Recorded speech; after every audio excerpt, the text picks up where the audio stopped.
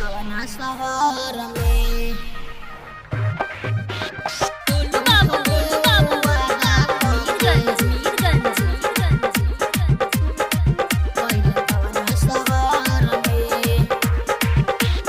भोले बाबा कोनो करी उपाय ओकरा के हम बुलाई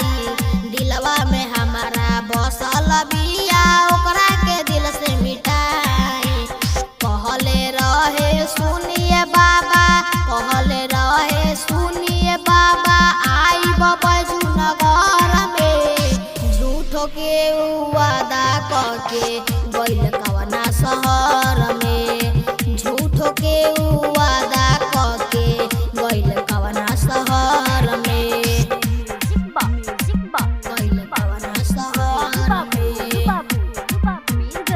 झूठो के वादा करके गइल कवना शहर में गइल कवना शहर में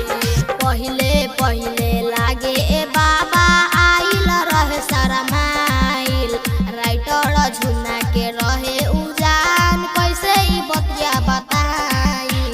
बिरजू बवाली चंदन आदित्य बिरजू बवाली चंदन आदित्य भरोसा कैलस ओकरा बोली पे झूठो के वादा करके गइल कवना शहर में झूठो के